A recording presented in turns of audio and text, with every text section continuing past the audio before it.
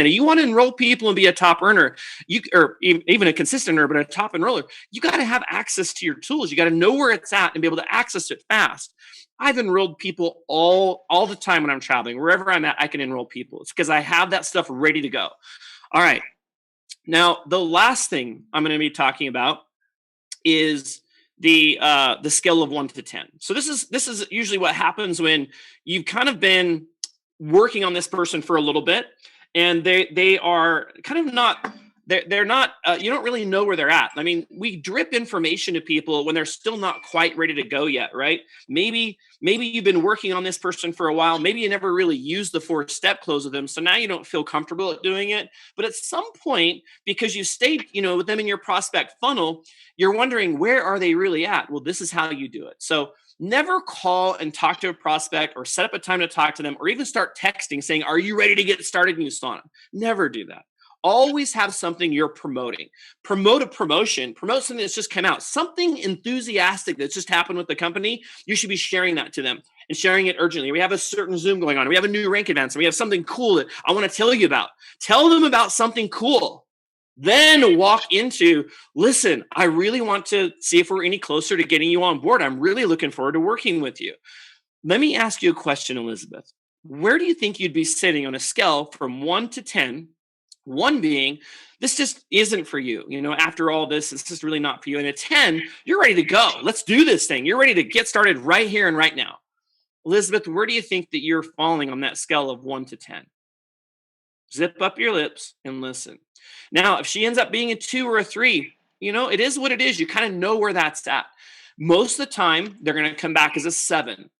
But anything 5 and above, you're going to go, fantastic, you're a 7? Elizabeth, I'm so excited to be working with you. Let's get you going. What is it going to take? This is so important. This is so important you guys do this. What is it going to take to get you from a 7 to a 10? And zip up your lips. And they're going to tell you what it's going to take. Maybe it's talking to Elizabeth's husband, Jim, because he's concerned about the investment. He's concerned about whether or not, she's getting it, and she's just honest with you about it. Maybe it's financial. Maybe it's something else. The more you make people feel comfortable, they can talk to you about this stuff and be transparent, the more you're going to find out exactly what's holding them back. Therefore, you can come up with solutions with them to overcome that. If you think that most of the people that Jared enrolls or I enroll or other top enrollers on the company just happen to give us their credit card all the time and just enroll because it's easy. No, it's not. It doesn't happen as easy as you think. Even if they're at the right time in their life, you still have to overcome some of their barriers as far as what's holding them back from coming on board. And once you do that, now you've got it. Now you can figure it out. And you've also showed them that others that come on board in their team, that we're going to be there. We're going to care about them. We're going to figure out what's holding them back, and we're going to help them come on board as well. Okay. All right. So I'm going to answer some Q&A for a second, and then I'm going to close up my section here, and I'm going to go ahead and introduce Elisa. All right, do we have any important questions here that I've missed in the chat? You might have to resend them so I can see them here at the bottom. All right, I want to talk about something why you guys might be doing that if it's important. This comes down to whether or not we continue to follow up with people and when we actually stop following up with people. Really, it kind of comes down to your time. The more busy you are with prospects and the more busy you are with a lot of people you're connecting with and your downline's using you, your team's using you, and you're being productive, then you become less persistent, less adamant, because you just simply don't have time. If you have time, there's no reason to kick people out of your prospecting funnel. I have people that are in my prospecting funnel for years, and it took sometimes a couple of years before some of these guys came on board, or gals, and they were superstars. I mean, Brian Douglas, it took 6 months before the timing became right for him. And I talked to him almost every other day for 6 months before timing became right. Some things changed in his job. And then he came and said, yes, okay, I'm ready to finally look at this. And then he was like, oh my gosh, I should have gotten involved a long time ago. Let's go, let's go, let's go. And he still built a 6-figure income on a part-time basis in a year. I knew he'd be amazing. but I just had to be persistent and be positive and, take all the negativity from them, because I knew eventually time was going to change. People go in and out of this looking zone, and you never know when you're going to be reaching back out to them when they're going through this looking zone. And what's the best that's going to happen, and what's the worst? The best thing, they're going to come in, they're going to change their life, just like it happened with Brian, right? He has an incredible life because I was persistent and eventually was able to help him achieve his dreams. Well, what if at some point Brian said, okay, Jared, just like stop talking to me about this. Like, I'm just never really going to get started. I really don't want to look at it. Like, Jared, I just got to be honest with you. Do you think I'm going to keep bugging my buddy about it? No, I'm not going to keep bugging him at that point. Like, I know when enough is enough, but I'm going to pretty much be one of the most persistent people until that point. And when they say, if they ever have that conversation with me as a friend and say, okay, enough's enough, dude. Like, you can't keep talking to me about this in every conversation. You know what? Then I stop talking to him about it. But you know what? I'm still positive as a friend. If anything, I ramp up our friendship after that even better. And it was like, it's positive. It's exciting. It's fun. I'm still excited about life. I still want to go out to dinner with him and his wife. I still want to go travel with him. I still want to go to, out swimming and boogie boarding and the lights off San Diego Bay at midnight and do these fun things we've always done. Our friendship would still be just as magnetic and amazing. So sometimes, like, if you get that from somebody that don't worry about it. Just stay positive, have fun. And it didn't change their life. I mean, if they didn't really do USANA, they're still making the same money. They're still doing this. Their whole world's the same. Nothing's changed, right? The only thing that changes is if you have a bad attitude towards it. They might look like they're going to have a bad attitude, but you can change that so easily by just having a positive atmosphere and stuff around them. Okay. I also will make sure that on Fridays, that's my close Friday. That's important. Nobody should be doing anything on Friday nights but cranking. What was I doing on Friday night? I was here at my house alone and killing it. I didn't eat dinner until 1:30 in the morning a.m. Utah time. Why? Because I was focused and I was enrolling people. I was doing a lot of the processing myself. I was on the phone. I was on Zooms, and I was killing it. Now, nobody's telling Jeremy Sanders, I'm the one guy that doesn't really need to work this business anymore. I could have stopped working it a long time ago. So if I'm driven doing that on a Friday night and I'm serious about helping people in my business and rank advance and everything else, if you're playing on a Friday night and not understanding the whole potential of our weekly pay system, then you're shooting yourself in the foot right there. Don't plan things on Friday nights. And if you're in the markets, in our overseas markets on Saturday mornings, don't plan anything on Saturday mornings. That is your crank time. We have a deadline, and every single week is a race. And if you're sitting and you are not having the volume you want on a Friday night or a Saturday overseas, then guess what? I don't think you should go celebrate. I don't think you should go watch movies and Netflix and chill and feel like you had a stressed out week. I think you should actually sit down and actually plan out your next week right then and there while you're feeling that and realizing that the next Friday can be a way different scenario. And, it's all up to you. Nobody else is going to make you or force you to be responsible for your own business.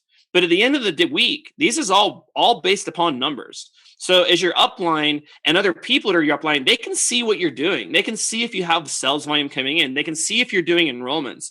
If you're out posting stuff on a Friday night having fun, and you're still going to do that from time to time. But as a routine, you typically want to be making sure that your people know you're available to help do closing, to help get enrollments. And then there's some urgency around that, right? Okay. I'm going to go ahead and introduce our next speaker.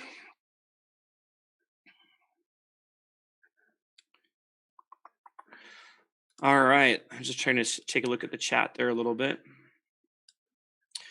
All right. So our next speaker is going to talk about time management and some other things that we probably forgot to pick up through our session here before I get to tax strategies.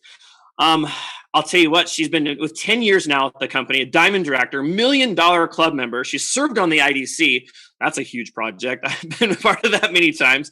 She's been a Growth 25 member and a Growth 100 member. She's a wife and a mom of 2, super mission oriented. I'll tell you what, she's actually got a background in nutrition and also a wellness specialist. She does speaking internationally. She's a life coach. And I'll tell you, it's exciting to have people involved that that have a true passion when it comes to the wellness side of all of this, because this was all new to me initially, right? So I had to learn how to do coaching. I had to learn this stuff. And it's so great that USANA attracts these types of individuals that have this type of background and has really gone out there to help so many people and build a very large organization. So let me turn the time over to Elisa Gracie. Hello, everyone. Oh gosh, Jeremy, what a humbling introduction. Thank you so much, especially coming from you. I'm so grateful. Can everyone hear me okay? Thumbs up? Yep. Okay, awesome. What a value-packed evening. Holy smokes. I've written down so many notes. I've learned so much. I'm just buzzing and I'm so lit up. So I want to thank every single one of you, first and foremost, Jared, Jeremy, Krista, Brian.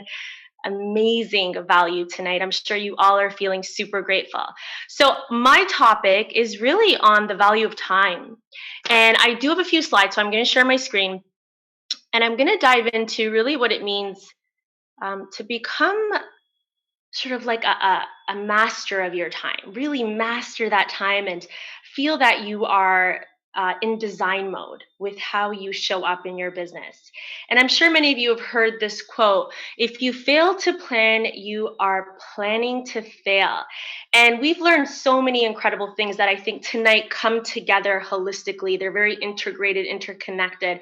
So I'm going to maybe extract a little bit from Jared and Brian and Jeremy as I work through this. But I think this is really, really important, and especially because the topic of time management for me becomes much more than just time management. And I'm going to dive into that with you tonight. The reason this is so important is, first off, as entrepreneurs, oh wait, let me just make sure. Hold on. Slideshow from current slide. Can you guys see my screen? Thumbs up. Yeah. Okay, cool. First off, as entrepreneurs, I came into this business, like Jeremy said, about 10 years ago, close to a decade. And I have to tell you, I always worked as an employee, or I was self-employed at times as actually a registered dental hygienist. That was my previous career. And I was blown away by what a different mindset you require as an entrepreneur. It was totally a new way of thinking for me. And I'm going to start off by challenging you to really take a close look at right now where you're at with this business. If you're brand new or if you're seasoned, are you coming into this with the mindset of an entrepreneur, or are you kind of bringing more so the employee mindset to this, right? And as an entrepreneur, we are really required to create clarity and focus. And this is why I wanted to share this, the stats, these specific stats, and the source is the University of Michigan. When I saw these stats, I was blown away. And maybe you guys can type in the chat box. Let me know how you feel about this. The average person gets about 1 interruption every 8 minutes. 7 interruptions an hour, 50 to 60 per day. What does that look like at the end of your week? So I'll share with you guys, when I started this 10 years ago, I was, a new mom. My son was 1. And I was working full time. So I really knew that I had to get super intentional with my time. And with 3 hours, think about this, 3 hours is wasted per day on average, based on this, on the statistics shared from the University of Michigan. With 3 hours a day, at the end of my week, that worked out to about 15 hours. And I literally built my business to solid gold with that plan in my first year. All right. So it was pretty amazing when I saw these numbers and I got really clear. But here's where I want to start. And I want to start here because I had to do this one big thing. I had to make a decision. And I'm going to ask you guys in the chat box today, and especially because of what's been going on in our world, with this pandemic and all of the, kind of distractions and the noise,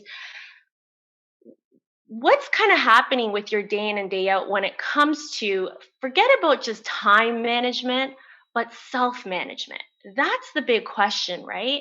And I'm going to reference to cutting the empty calories. So what do I mean by that? So 10 years ago, I made a decision. I made a big decision and I said, all right, I have to cut out the empty calories and I need to replace those windows, those hours, those minutes with nutrient dense quality calories. And what that meant for me was I was going to start developing my mindset, my leadership, my skills. And a lot of us might find, especially if you started this business when I did, if you were on the road, for example, does anyone recall this saying, university on wheels? Can anyone relate to that? That was how we rolled, right? The radio wasn't really on in my car. I was listening to an audio. Now we're listening to podcasts, right? But the big thing is we're not busy necessarily. And we're not necessarily not just getting clear with regards to how to time manage. It's more about priorities and self-management. So I want you to share in the chat box with me today. What are some of the empty calories that you may need to cut? Is it maybe too many hours on Netflix? Is it maybe listening to things, or we're not leveraging time, like when you're on the road or if you're doing some housework, plugging into something that's going to help you develop? So it really starts here. It's so key, guys. And I'm going to tell you this because I'm being straight up and honest. I'm all about being vulnerable and raw. And I had to sacrifice, in the beginning. It meant I worked full days. I had a 1-year-old. I was married. And throughout my first few years of my business, I got pregnant again and had my second baby. And I knew that meant that I had to figure out what was going to get prioritized and what I was going to either give my time to in a way of being super intentional or just spend my time in areas that there was zero return on that time investment. So to be super honest with you guys, you have to ask yourself that question today. What are you willing to cut? Where are you willing to, eliminate some of that extra bad fat, some of those, empty calories with the good fats, with the nutrient dense stuff for your spirit, for your mind, for your development. All right. So that's step one. Make a decision. Don't worry about, who's inviting you to some sort. Right now, no one's really going anywhere. But when I started, whether there was parties going on or let's go for a drink, those were things that weren't priorities at that time, right? So this is really going to make a difference when you get clear here. Now, here's another a little breakdown on how we're going to beat the distractions, starve the distractions, and feed your focus. All right, so I already asked you, which empty calories are you cutting? So let me know in the chat box. Is anyone looking at the chat box? Sorry guys, I can't look at it, but if you see something good there, let me know. Which empty calories are you cutting? Your phone, all right? Your phone is either costing you your fortune or it's creating your fortune.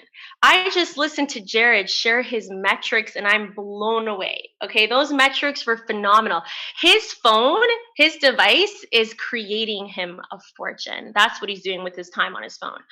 The other thing you want to get really clear on is, are you filling out your weekly action plan?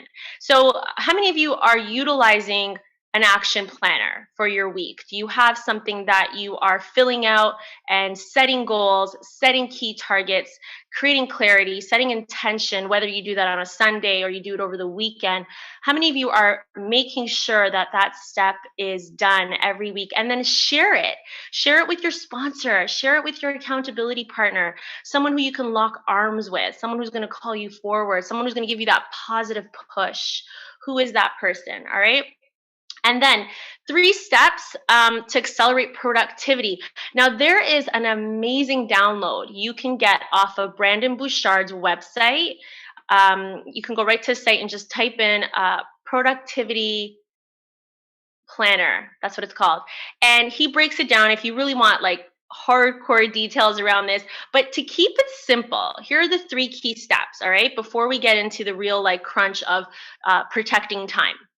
1, figure out the people. Who are the people that you either need to follow up with or need to reach out to, or that are your 5, as Jeremy and Jared always focus on? Who are they? So that if your phone dings and somebody that shows up on your phone isn't part of that list, it's not a priority. It's going to have to wait. All right, we're going to be focused.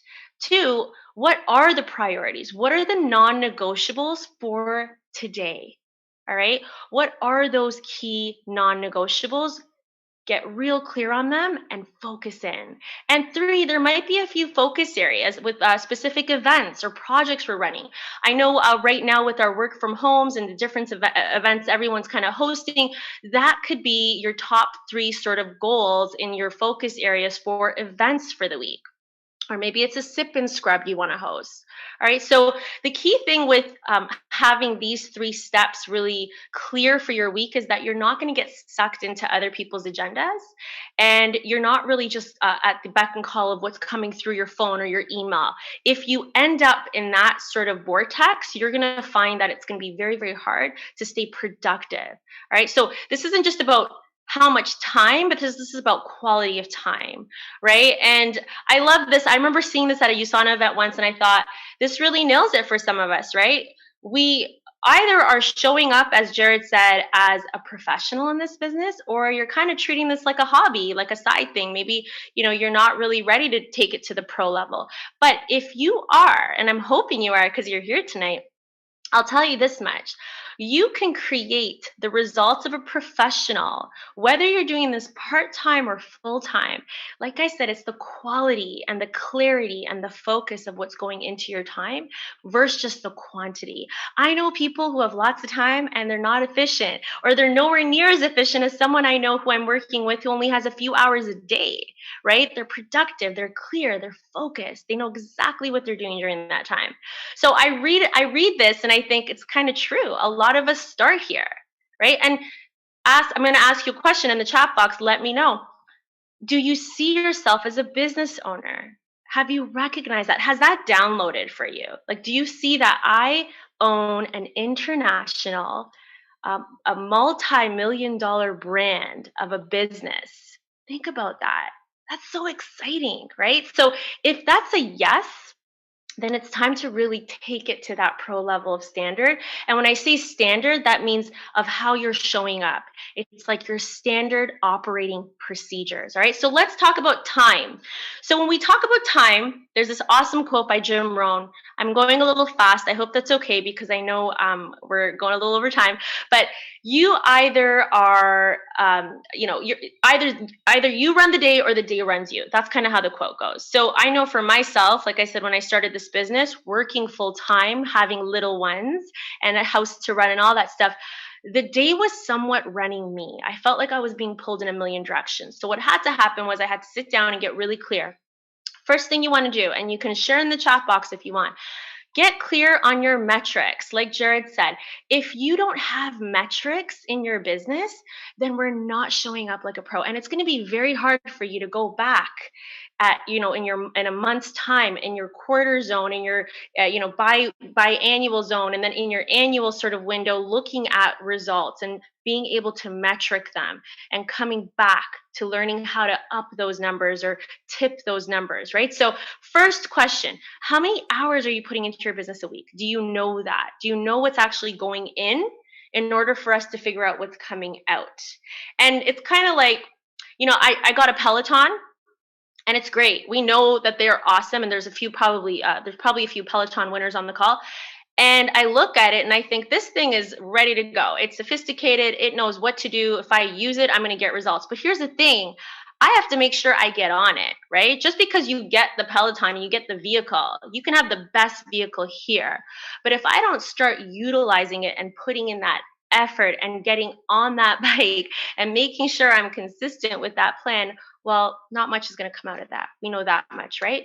So the next step is, and maybe write this down, all right? So this isn't just a matter of time management. This is about strategic time protection, right? So strategic time protection, STP. Think about that in an acronym. And the reason you want to look at this as time protection is because you have a vision here. You have a dream. You need to protect that, right? So for myself, I knew I needed to communicate that. Krista talked about communicating, setting healthy boundaries. We need to be able to communicate that with our loved ones, with our circle. And, maybe you've heard this quote, Show me your schedule and I'll show you your future, right? So if you start to look at your time more from an angle of not just managing it and committing to it, but protecting it strategically and knowing that during those hours, here's what I'm doing. Get as specific as you can, right?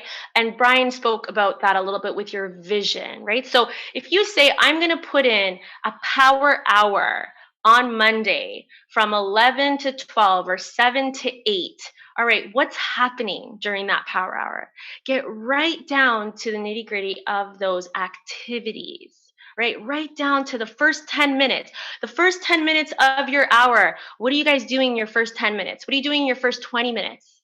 Right? Let me know in the chat box. If you have allocated and protected a window, an hour of your time, what's happening in that first 15 minutes? I'd love to know. Anybody want to let me know? Jared, what are you doing in your first 20 minutes of your hour? I'm curious. So it's always new friend requests or warm-ups. Sounds like that's what it's got to be. That's it. So that's exactly what we've all done, and the truth is, we all have the same thing in common here. We're in action, right? So what we're doing is most of us in our first 20 to 30 minutes, it's all about prospecting and inviting. That's what we're doing. We're inviting, we're prospecting, we're inviting. That's what we're doing. And I'll share this with you. For myself, what I've seen is if you are building this part-time and you have a clear plan, even in that part-time window that you're building this 7 to 10 hours, it depends on exactly what your part-time hours are, you are going to get the results that you want that'll take you to a full-time income with this. All right, and in a nutshell, I'll just say this, it's really about the small stuff we do every day that add up. So sometimes, as you start this journey, you're like, whoa, diamond, like that's so far away and it feels like such a big mountain. Where I know for myself, what I focused on was, here's my intention for today. Here are my specific goals. And here's how I'm going to protect time. And as long as I get that one thing off and done, that means I'm that much closer. And those small things, especially if you have metrics like Jared, they add up. They add up. And before you know it, you're just tracking right on path. So it's just inevitable. So I'm going to ask you again in the chat box, comment, because we want to keep the energy up and in the engagement there. Do you have a DMO or a DMI? I like to call it a daily method of impact versus just a daily method of operation. But how is your daily method of impact showing up in your calendar, in your protected time? And how are you prioritizing that? That's the big thing. It's the little things. I keep saying, don't worry about the big stuff. Focus on the daily little things that I promise you will bring you to diamond in that time frame that you were looking for, right? We get so focused on the bigger things that we think we need to accomplish, where instead it's about the consistency around your action plan day in and day out. So I am going to highlight the gateway skill and the fact that inviting and promoting events is actually the highest paid skill in network marketing. And we're emphasizing this because there are so many awesome events. And I know, Jeremy, you really wanted to highlight our work from homes. So for those of you on tonight, we have such an incredible group of leaders who are being super generous. They are pouring into our community. They are, extending these incredible events to our bigger USANA family. So here's my bigger challenge for you. And Jared gave you an awesome challenge already. But each and every single one of us can send out daily invites to the work from homes. And if you can get good at this skill, and I'm talking good, I'm not even saying you have to be the best at this skill. Jared's percentages were what, 30%? Did you say 30%, Jared? Was that your average with enrollments in the end? Yes. Okay, of the people who showed up, yes. You're like an MVP. How many of you have heard the video from Jim Rohn, Law of Averages? Have you guys? Do you remember that one? You guys? I'm sure Jeremy and Jared and Krista.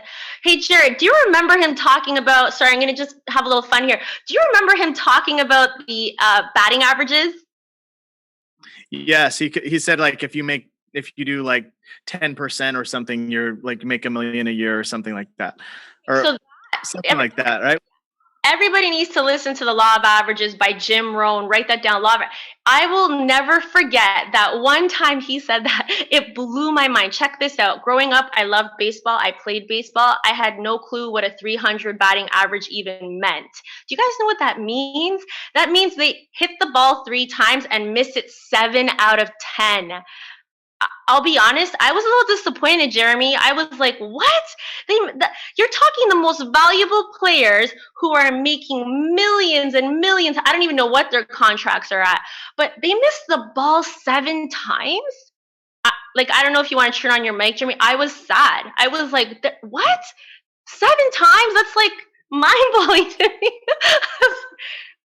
Yeah, it's crazy the sorting that we have to go through, right? So yeah, it's the same. It's a very similar batting average on what we do here. I always talk about the 52 deck of cards and the 4 aces that are in there. It's crazy. Well, and it's amazing because what that meant to me was, hey, my goal was one new customer a week, one new associate a week. That meant that I was hitting an average of an MVP. So a lot of times we're so quick to judge that, oh my goodness, I got so many no's. Don't worry about the no's. Don't even worry about that. The MVPs missed the ball 7 times. That blew my mind. It put everything in perspective. All right. So, and on the follow-up too, right, which Jeremy so beautifully covered. Thank you for that. All right. I'm going to share one more quick tip. Be coachable and learn to leverage everything. All right. When it comes to time, one of the things I learned about time and creating more in the time I have as a mom, as a working employee, was learning how to leverage. So right now, ask yourself and write in the chat box, what can I do during the windows that I have that allows me to create double of what I typically can create? So if we have an event, right, for example, we know that we can invite multiple people to that event, right? So we can leverage events out in such an incredible way. We can leverage recordings out in such an incredible way. Don't get lost in the I don't have time or I'm busy for yourself, because ultimately learning to leverage is going to allow you to actually maximize and break through any time barriers that you feel like you have right now. And last but not least, I love this quote. Most people overestimate what they can do in 1 year and underestimate what they can do in 10 years. All right. So if you want to really show up in this business and get the results and be a pro, you really have to come in with a mindset of give yourself years of experience. It takes 10,000 hours apparently to get good at a skill. Right. So I know for myself, for Jeremy, for Jared, for Krista, Brian, I'm still getting comfortable with certain skill sets. I feel like they're finally just marinating, and I've been 10 years in. So please know it's really more about the consistent action versus worrying so much about results. Be committed to the activity. And my question for you in the chat box, so type it in there. Are you going to choose comfort, convenience, over consistency? Which one is it going to be? All right. And last but not least, time management is really much more about managing ourselves. All right. It's really about stepping into design mode. It's really about getting clear on your priorities. We live in a world where it's all about consumption, right? That mindset of consuming and consuming. Let's get into the mindset of producing and creating, right? That's the mindset you want to be in. There is nothing wrong with some days you just want to kick back and throw on a little Netflix. I get it. But be very mindful of when you are not managing yourself and it is taken over and you're becoming consumed, because I know for myself, it wasn't just about managing time. It was about leading myself in the right direction. So I'll leave it with that. Jeremy, thank you so much. I hope that was helpful. And I did go a little faster to help with the time.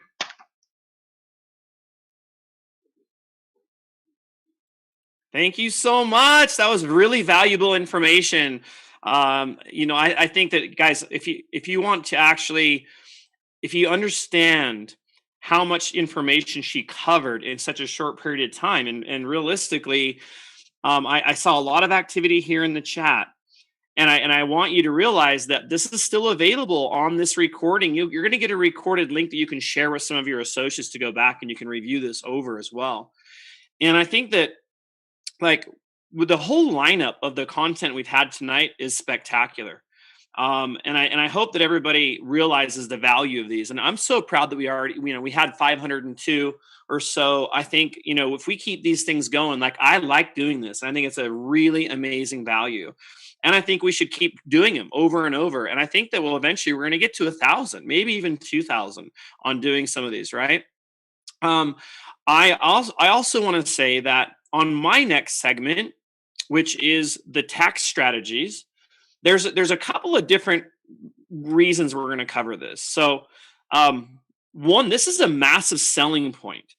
And so to be a leader and actually get better at doing this business, this is kind of like next level stuff. So this is more advanced. I mean, a brand new person's probably not going to be the best at explaining what I'm about to explain to their prospects or their guests.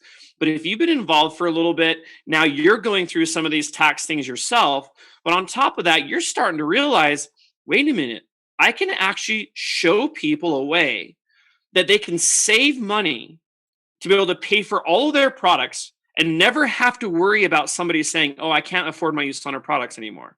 Can you imagine positioning yourself and teaching things in your organization that even if they don't go build a USANA business, that they're actually earning so much money in tax savings that it more than pays for all of their products, and not only just their auto order, but maybe even way more products than that can now be used to be able to giving out to other family members and other loved ones, right? Just based upon being able to understand these strategies. And this is a huge selling point. We used to have Sandy Botkin, who talked on stage, at our convention many years ago, but he also used to say, he put that quote out there, and he's his work for the IRS, and then he went into private practice being an accountant, but he, worked for the IRS for a long time. And he did that quote that said, you're going to save between $3,000 and $9,000 a year just in out-of-pocket tax savings. Even if just if you don't even earn a profit in this business, but you're set up to earn a profit, then you could save between $3,000 and $9,000. Is that a value? If you could show that to people and show them the value of what I'm about to show you, and I'm trying to do this in a way tonight that is easier to understand. And of course, you can show them this recording, and maybe we can make some things that are more fine-tuned and just sectioned out on this as a selling point. But what I'm about to show you also puts me at some personal liability.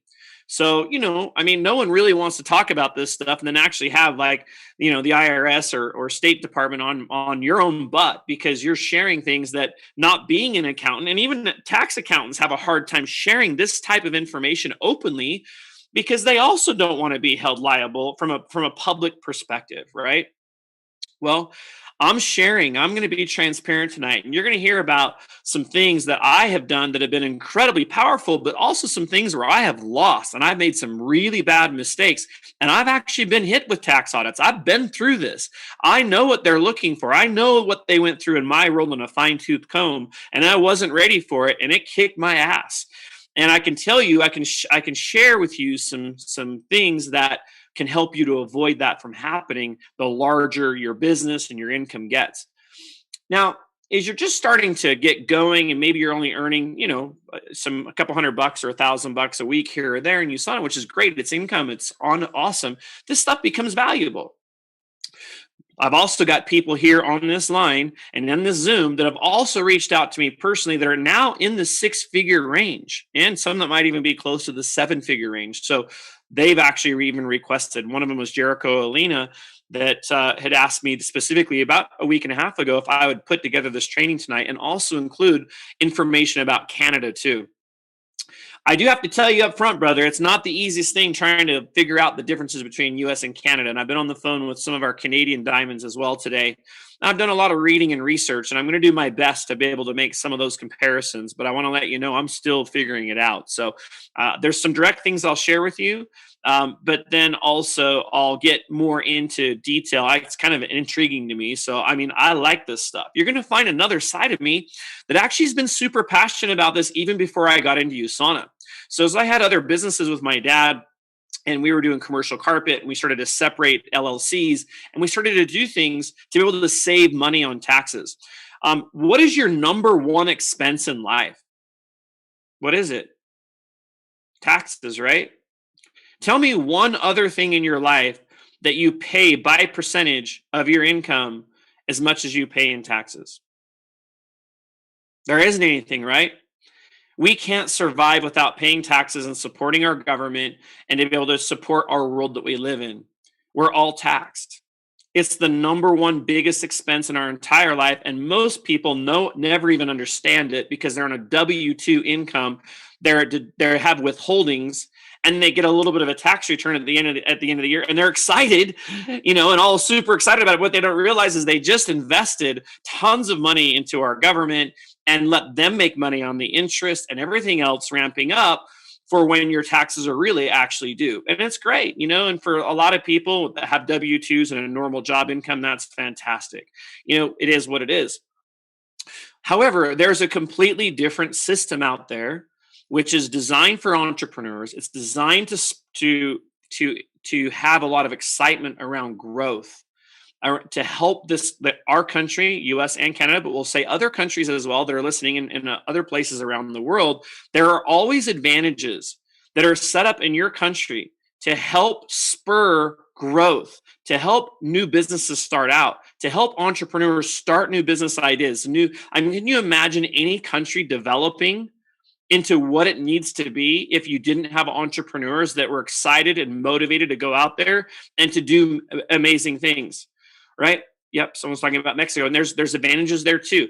There's not going to be a government in the world that's not going to give you tax advantages for being an entrepreneur and to going out and starting your own business. They want that. That's how they spur the economy. That's how the government grows. So keep in mind that when we're not selling on this point enough and not taking advantage of it ourselves enough, we're kind of shooting ourselves in the foot, right? So I've always been fascinated with this. This has been a really interesting topic for me. I think that, looking at the way that I put this together tonight, it's going to be like the fastest way, I think, to be able to get through it. I've tried a couple different cameras. I got like 3 cameras up right now. So hopefully this one still works the best to be able to kind of pull this off tonight. Looks great. Perfect. Okay. So you like my artwork? All right. So hey guys, we are on a graduating scale on tax. All right. And we're talking about the US model specifically, and also the Canadian model is very similar. Okay. So what you have to realize is that we're on a graduated scale. So our first segment of earnings, and these are not accurate in terms of what percentages pay because it's variable and they change each year. And I'm not getting into those, but you have to understand the concept. Okay. So the first amount of money that you make in our country, you're going to be charged a certain percent, a much lower percent. As you make more money, then you get up into a higher tax bracket. That doesn't mean that you make it to 25% and now all of your income is charged at 25%. It just means that the first step is charged still at 15%, but now this segment of income in this box right here, now that's going to get charged 25%. Now, as you make even more money, now it's a graduated scale. You get charged this much on that segment of income. Then you get that on that segment of income. Then you get up into the top bracket, and now you're getting charged on that segment of income. So when we talk about tax advantages and being able to reduce our taxable income, we're not talking about it just affecting 15% of our taxes. I mean, these are kind of a no-brainer. These are going to happen and they're lower. But what we find is that our tax deductions are actually affecting what our higher tax rates are, meaning that the more that we get this down in this box, it dramatically affects our income. So, or not our income, what we pay in taxes, sorry. So what it means is, like, for me, I'm in a maxed out tax bracket. So I'm in a 35% IRS, 7% state in Utah. So everything piggybacks off the IRS. That's the max. What it's been is like 35%. You'll see that go up in here. But I mean, bottom line is IRS is how things are all figured out, and all your deductions and everything is routed through the IRS. The state tax, and the ones that have state tax, and not all states here in the US have state tax, they're piggyback off the returns on the IRS. We have pretty much about a straight 7% tax that adds on top of our IRS tax here in Utah. So I'm sitting in a 42% tax bracket. So when I go to buy something and I'm trying to make a choice whether to use my business card or my personal card, do you realize it costs me twice as much money to buy something with my personal card as it does to buy with my business card? I live in a world where most of my expenses are business. So when I have to use my personal card, instead of this piece of jewelry or a fox coat that I just saw in Park City that I wanted to buy, instead of it being $3,000, which was the price tag which I'd normally pay, I have to realize that actually is going to cost me about $5,500 because I'm not used to having to use my personal card a lot because I got to use personal money for it. So this is a huge, huge thing in terms of your mindset of how when you start to earn good income here in either of our countries, tax savings becomes a huge, huge piece of the puzzle. Very, very, very big piece. One of the first things that my CPAs taught me early on, long before USANA too, is that, hey, when you go to a vendor and you look in your wallet and you're trying to decide, do you use a personal card or a business card? Are you educated enough to know which one you should use? And that's the question that you should be asking yourself, because these are vital questions. And so you have to have enough education to know how to do that. So that's my primary goal here tonight. That's 101, tax savings 101. Everybody understand this? Okay, now you have to realize that everybody gets standard deductions. So here in the US, our standard deductions for 2019 means that of the income you earn, $18,350, if you're a head of household, comes straight off the top. So that keeps you down lower on the graduating scale. It's a standard deduction for everyone. If you're individually doing your returns or you're single, then it's a $12,200 standard deduction. Therefore, like new people to the workforce, my children and things like that, they are actually not really going to pay much in taxes, if anything, because they're not really earning that much more than their standard deductions. Here in the US, you can take a child deduction per child. You're taking up to $2,000 for all your children that are up to 16. At 17, you lose that benefit. So these are all standard. They're automatic, right? So here are some other things, and I just want to get in the chat real quick and ask you guys some questions. We have loan interest, college funding, charitable contributions, 401k retirement, and medical. So these are all the other ones I thought of that are like the most common type of deductions as well that are out there on everybody's returns, right? So we can't see medical at the bottom. Can't see medical at the bottom. Okay. How about now? Got it. Yes. Okay. All right. So of these ones, I want to ask you guys in the chat, which ones of these are 100% deduction here in the US and there are no limitations to it? So go ahead and put in the chat. Let's see who's the smartest here and see if we can pick them all up. Put medical, wrong. All right. Anybody? Okay. Keep it going. Can anybody get all of the ones that are all not limited and for sure 100% deductible for the US market? Can you put all three in? Let's see if anybody can actually get, is there 3 or 4? I'm not even quite sure. Let's just see if you can get them all.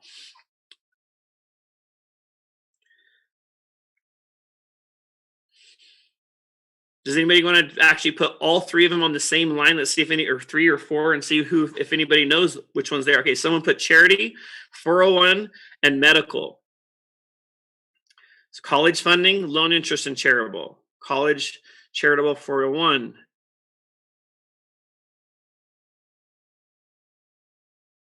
I haven't seen one person that has it 100% right yet. So let me repeat the question.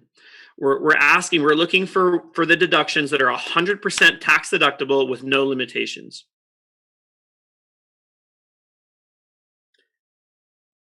Oh, somebody got it. David got it. Monteith. All right, so let's talk about what those were. So loan interest is 100% tax deductible, right, with no limitations. And no matter what loans, interest you have on credit cards, loans, mortgages, or whatnot. Interest is still tax deductible in Canada, but not on the same scale of your home.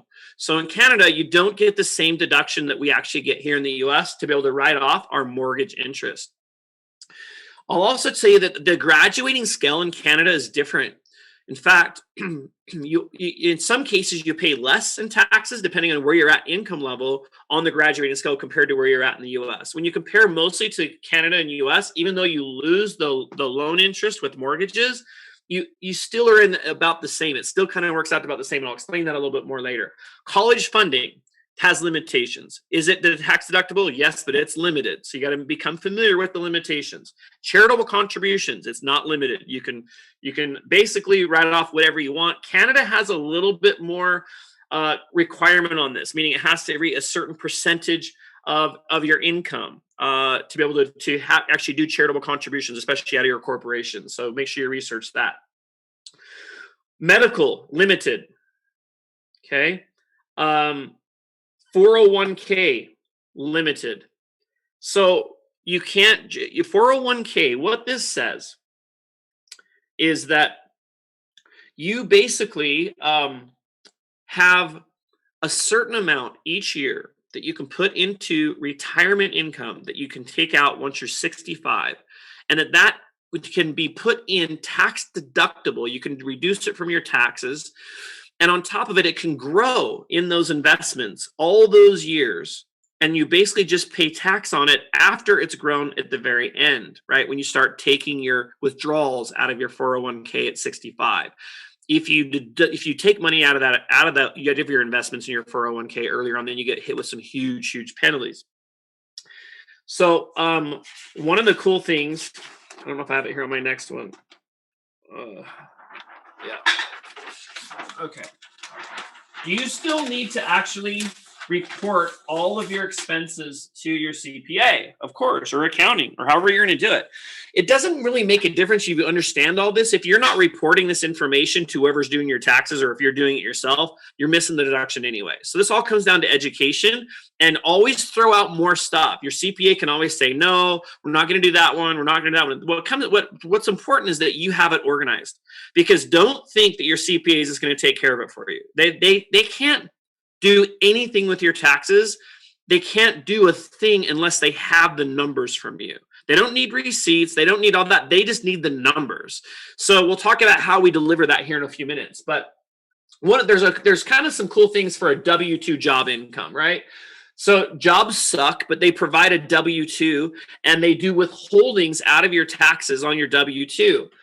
Now, how do you get your withholdings to be lower on your W-2? You adjust your dependents. You have a choice to do that as an employee. When I worked for the 48th Street Galleria and I was earning, 60, 70,000 a year 24 years ago, I didn't have them take hardly any taxes out of that because I claimed 14 dependents. I thought, why on earth would I want this W-2 to be taking a third of my income and putting it into, and then going to the IRS when I don't even have to really pay that tax until next year on April 15th. I'm smart enough that I'm going to take that money myself, put it in an account, put it in a CD, let that money grow and earn interest. And then when my taxes are due on April 15th, I'm going to pull that money out of the CD and use that to pay the taxes rather than the government using my money all year long until my April 15th day is due.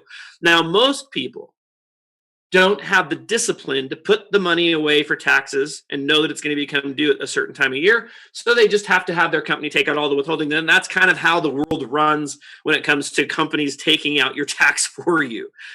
But even before I came into USANA, I was already doing this a couple of years before I did USANA by managing my own taxes, putting money away in investments that I would use that money to actually pay my taxes. So that's your choice if you want to do that or not. There's another two important benefits to a W-2. What are they? Anybody want to put it in chat? 401ks are awful. 401ks are amazing. What are you talking about? Why are 401ks awful? Why are we chatting about 401ks? Because this is important for you to understand the differences of what we're doing from business. Right here is one of the benefits. Some of you that might still have a W-2. A W-2 actually matches a 401k.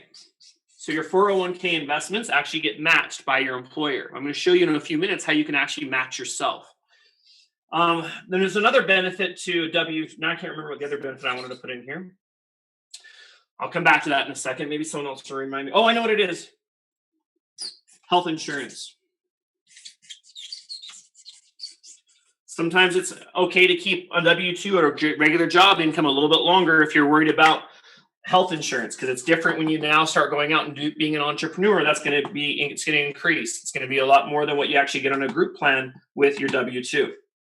All right, now in this environment, we start moving into creating a side hustle. Now you can do side hustles. USANA is a side hustle for a lot of people. You can Uber, you can have other income streams coming in, little projects at home that you start to sell money, sell and be able to create another income. This side hustle money, I can tell you right now, the number one way you're ever going to get in real big trouble with taxes and potentially be charged and potentially have to go to jail is if you're not depositing money that you're earning from side hustles. Yes, it's a different term actually in Canada than 401k, but they do the same. I was reading about it, and there's the same type of system for 401ks that we have here in the US, also in Canada. It's just a different term.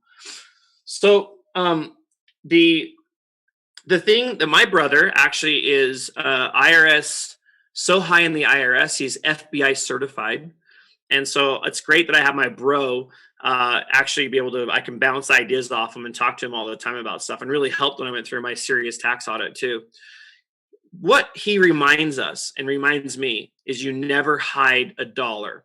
The moment you start hiding money and you have cash come in on a cash sell, or if you sell USANA products and you're not showing it as income coming back into your account, well, technically, that's not how it's supposed to work, right?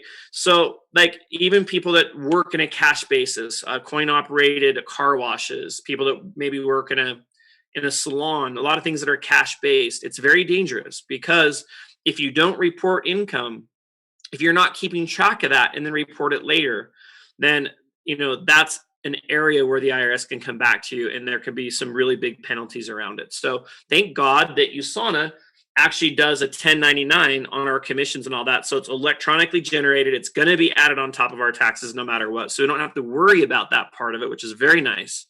And so, keep in mind that you never want to hide money. Always deposit it. What we want to do is have a philosophy, put the money in your account, show the gross income, but let's work on the expenses side. Now you can do all you want on having gray areas on expenses. You're not going to go to jail for that. You're not going to have any big issues around it. I mean, the higher kind of money you're moving around, if you legitimately feel like it was tax deductible, even if it's not in the book, there's not really going to be an issue around it, other than you got to pay the tax if they throw it out in a tax audit. Hope everybody understood what I was explaining there. So, all right. The number one expense that everyone has around taxes, we should say the number one expense around anything outside of like our mortgage or our rent is usually automobile expense, right? So it's on everybody's mind. It's always a big deal. And so one of the biggest things that we try to come up with is, how do we deduct our usage in an automobile or a car doing our side hustle or our business? So in the US, we get 58 cents per mile tax deduction for all of our business driven miles, right? 20 cents for medical. In Canada, it's 50 cents per kilometer. So it's a little bit better for the distance you're going in the car. You get a little bit better benefit in Canada, but it does drop to 52 cents after 5,000 kilometers. Okay, so the cool thing about this is that you don't have to worry about keeping track of gas expenses. You don't have to worry about keeping track of insurance or anything else. All you simply do is you figure out how many miles you've driven for the whole year, and you report that on the return, and then they times it out. And so as an example, if you drove 20,000 miles on your car at 58 cents, that's 11,600. And at a 30% tax bracket, we'll just say hypothetically, that's $3,400 that you save in your out-of-pocket taxes that you're paying, right?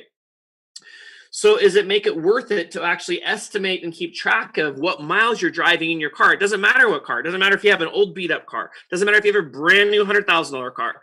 It really doesn't matter. It's just looking at the actual miles. So keeping track of miles and where you go and estimating that out makes a huge difference, and it's easy. You don't have to worry about all the other stuff of dealing with as it gets more aggressive into these cars. This is the kind of stuff that you do as basics, okay? As you start getting more advanced into automobile expenses, this is entry level, and then we start going beyond that and start getting. It's harder to prove with no receipt. Actually, you don't even have to have a receipt with this. All you have to do is have a log. So you just keep a track of logs whenever you are driving your car, or estimate it. I mean, if you get audited on that, you're going to have to go back and create a log. And if you're using credit card transactions of where you go every single day anyways, then you can go back and track where you went. So in my audit, we didn't really have logs, but I'm really good at using purchases on my cards, never cash. So it created a record for my personal assistant to go back and create all the mileage logs. And so it was really simple to do. And if you're audited, they don't usually want to have the mileage log for the whole year. They really just, if you can just give them 3 months of mileage log, then they will estimate that for the entire year. So I never had to actually give them a mileage log for the entire year. You also have apps that you can, track this as well. And, just make sure you're not doing the entire amount of miles on your car, right? Because you want to allocate a certain amount of it to personal, which we'll talk about here in a little bit more detail. All right. So the next big advanced way that you really start getting serious about tax deductions, and this is also available in Canada too, is to take a 179 deduction on a new purchase. So now you're crossing that bridge where it's like, the government basically gives you a lot of money there to be able to deduct per equipment purchases. Equipment purchases at this time includes vehicles that reaches 6,000 pounds in GVRW. So that's why I typically buy vehicles. And as I've been doing my USANA business, vehicles that would be like the Hummer, or like my X6 that's over 6,000 pounds, or my new Range Rover, which is over 6,000 pounds, right? The beauty to that, and this is what's magical about it, and companies are doing this, and individuals and entrepreneurs are doing it all over the US. It's a huge benefit here. And if you think that I'm doing it to the extreme of like a couple $100,000, we have people that are doing it to the millions of dollars that are even bigger entrepreneurs than me. So if I have a big tax year and I feel like that I can feel it coming, like I don't have enough deductions to offset my taxable income, I'm typically buying a new car right at the end of the year, and I'm doing it in a way that's hits this requirement. The car has to be used more than 50% for business. I could even finance the car if I wanted to, pay payments on it, no interest, but deduct the full amount of the purchase off of that year's taxes. So you could, let's say you buy a $130,000 Range Rover. You could take $130,000 and knock that off your taxable income for the year. So if you're not at that level, maybe you buy a used something, an SUV for the family that's over 6,000 pounds. It's 25 grand. And you can take the whole 25,000, your very first year deduction, and knock down your taxable income, right? So it doesn't matter. The IRS cares less about whether you finance that vehicle or purchased it. It's up to you. You have to always still pay it back on your loans and all that, but you also are getting 100% tax deduction on all your interest on your loans, right? So the IRS gives you that benefit. Okay, so first year, 100%. Now you can start moving into itemized deductions on the vehicle. So you're not talking about doing mileage per mile, 58 cents per mile anymore. Forget that. Now you've evolved. Now we're starting to do itemized expenses on gas, insurance, repairs, accessories, upgrades, new tires, anything, car washes, anything that you can think of, cleaning the car, having it washed, all that now becomes all tax deductible. And depending on the kind of cars you like and the kind of money you like to spend on those expenses, now all of a sudden this can become a way bigger tax deduction than if you're just taking mileage, right? So when the shoe fits, then you're ready to do something like this. And it's something to look forward to as you get your business in USANA to a point where you're earning several $100,000 a year or more. You can make decisions like this on the fly that have a huge impact on your taxes for that year, right? Okay, so if you're not ready for the Section 179, then you can like, if you don't want to get a car that's 6,000 pounds, and maybe you don't want to deduct everything the first year, right? Well, then you can depreciate it out. And you can say, you know what, your tax accountant can basically just say, you know what, let's just depreciate this new car purchase over 5 years. Maybe you financed it, maybe you paid cash for it, it doesn't matter. But if it's purchased, you can decide if you want to accelerate the depreciation, maybe 2 years, and he can do it up to 10. I think it's really up to you. Now, first year max, if you're not doing a Section 179, so you're buying a sedan, you're not buying an SUV that's 6,000 pounds, you're buying a Taurus or something else, the maximum you're going to be able to deduct first year is 25 grand. Okay. Then the rest is depreciated typically over 5 years. Some of you also might go like, oh my gosh, I want to get a brand new Mercedes. And that's, because it's not going to be 6,000 pounds for a brand new S-Class Mercedes. So you're the most, like you spend $120,000 on the car, you can only deduct 25,000 the first year. It's not the smartest move. And on top of that, the IRS says you cannot buy luxury cars and depreciate them. So the IRS doesn't look at a Mercedes that's 6,000 pounds SUV as a luxury car. They look at it as equipment. But when you come below the 6,000 pound level, now they look at it as a luxury sedan. Like if you go buy a 2-seater Corvette and you're like, I want to tax deduct this thing, there's a chance, you got about a 50-50 chance in a tax audit whether they're going to throw it out. Okay. So when I bought my Lamborghini and I was trying to make the decision whether I was going to lease it or buy it or whatnot, I ended up going in a leasing route rather than buying it because I knew I wouldn't be able to really, if in an audit, which it was, when I was audited, was thrown out, and I actually won it back, and I'll tell you how I did it. But basically, know that if you're going to put a luxury car in here on depreciation schedule, you're definitely putting yourself out there. You're not going to get in trouble, but if they throw it out in a tax audit, you're going to have to pay taxes and interest on those items they threw out, right? So just be prepared. You got some money put away. You're kind of gambling a little bit, and you have to come back and pay taxes on it. So, Porsches, especially 2-seater cars, anything that's like high-end type of names, that's something that they're looking to throw out. And even if they throw it out on the first round of a tax audit, they threw everything out on mine on the first round. I went back and appealed over and over and over, and I started fighting with my attorneys and all that to start getting stuff back. Because that's what's going to happen on your very first tax audit. They're just going to throw a bunch of stuff out and think that you're just going to pay the taxes and interest on it. It's a process. It's probably will take you a year to get through a tax audit if done properly, because you're going to go back and basically you're going to go back and appeal stuff. All right, so now, what do we do if we lease the car? Well, I can tell you right now that if you are wanting to reduce your exposure of playing with things getting thrown in and out of a tax audit, it's usually just better to do leasing. So if you want a new car and you want to be able to, not have to worry about it, have a warranty, and you can get finance for it, it's just better to go own lease, because it goes into the rent category on your return, and it's just not looked at. I mean, anything can be rented in that category. It goes in the same category as renting storage units, renting other equipment and stuff like that. And so it doesn't really break it out on the tax return.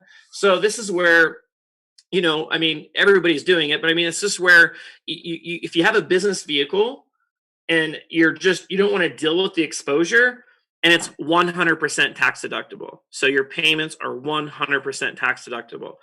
It's a little bit downside in terms of being able to buy and sell, and obviously leasing companies make money, that's what they do. So you're taking a hit that way, but you're also being able to take 100% deduction and not have to sweat it out. Right now, I leased my Lamborghini initially with a lease to buy at the end, which I ended up buying it in the end. And my Lamborghini was still thrown out on my tax audit. It was probably round 3 on my appeals that I finally got my Lamborghini back.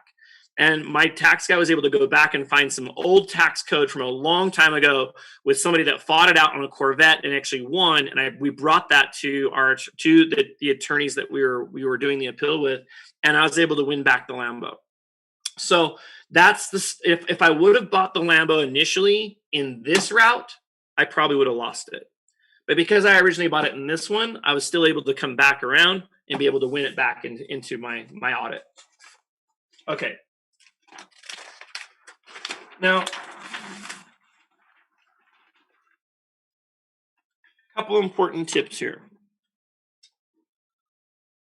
if you want to be on your game, I mean, you can deduct anything you want, really. I mean, you can tell your tax guy just to deduct it. Sometimes they'll put their name on it or not. But I mean, you get better and better at being more creative and more strategic over time.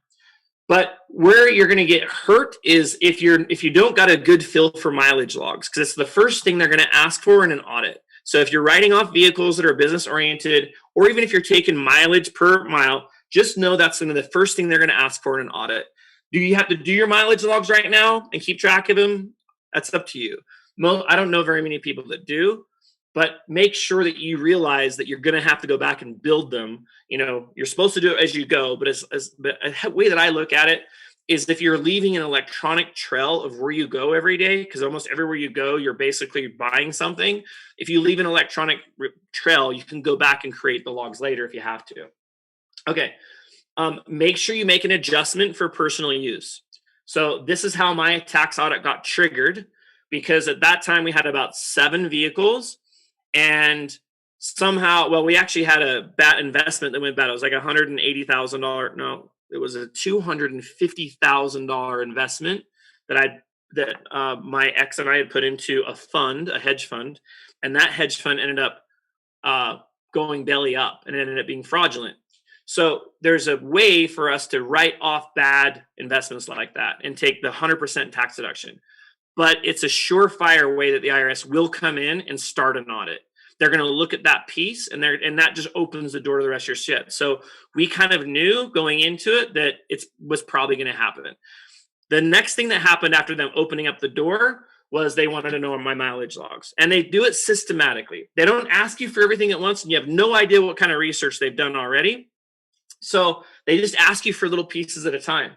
And so, we started to put that together. But the other thing that happened was that, unfortunately, those last few years when my ex was handling the taxes, she wasn't making any allocation for personal use. And of all of our vehicles, every single one of them were set up as business. And so we were taking literally 100% deduction. So the auditors immediately started coming into looking at bill of sales on every vehicle and we were taking full deduction on all of them with no personal adjustment. And we didn't have a personal car registered in any of our names at that time either. We'd always taken a personal adjustment before. And unfortunately, my ex just didn't notice that part of it working with the CPAs, and I wasn't part of those meetings. It was an oversight. It wasn't that she was trying to do anything to maliciously hurt the system, but because those numbers didn't show a personal adjustment, that's what kept them going further into the audit, right? So always show a personal adjustment for your usage of cars, or even better than that, have a freaking another car that is 100% personal. It's an old piece of crap. It's got tons of miles on it. You leave it in your driveway, and in an audit, you say, you know what? That's my personal car. And when I'm doing business, this is my business car. Then you have a case to say, and then it's easier through your mileage logs. You don't have to have an allocation technically for that business vehicle. Obviously, you shouldn't be using your business vehicle for personal stuff. Hopefully, you're using your personal vehicle for that stuff, right? So, but I mean, realistically, we're not trying to cheat the IRS or cheat the tax system. We're just trying to be fair with it. And the reality with what we do in network marketing is, where do you drive? Like, I don't drive anywhere that's not business oriented. Almost everything I do and everywhere I go has something to do with business. I'm always talking to somebody. I go to my personal trainer every single day for a workout. Do you know that my personal trainer's in my USANA business? He's above Chloe and all that. He went share last week. So every time I go for my workout, can't I deduct that now as a training session to be able to be teaching him how to grow his business? And he gives me my return back now for his support in helping me to be a workout partner in his gym. So you can be creative if you want to be creative. So now every time I drive to to his facility, he's qualified, he's earning checks. We talk about business every day while I'm working out. I'm building a massive business down below him. I've just found a way to make sure that those miles and what I do every day going to meet with him is now tax deductible 100%.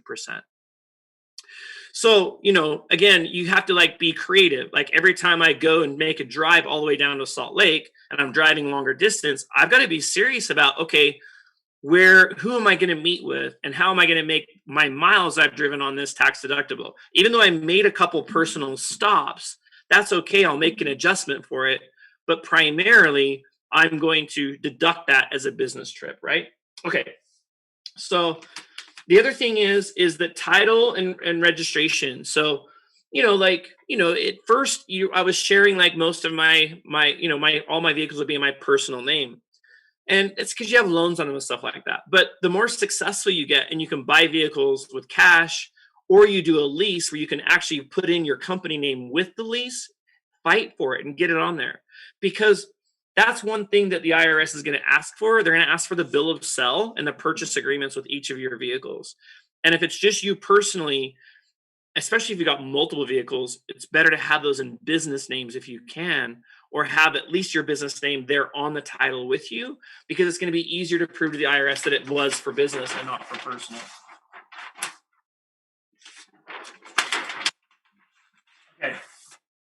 So we're going to do some exercises here, trying to get through this, guys, as fast as I can. Obviously, it just takes longer than I think to get through this. So we're going to go through and figure out now business deductions. So now we're going to start itemizing stuff. What's tax deductible? What's not?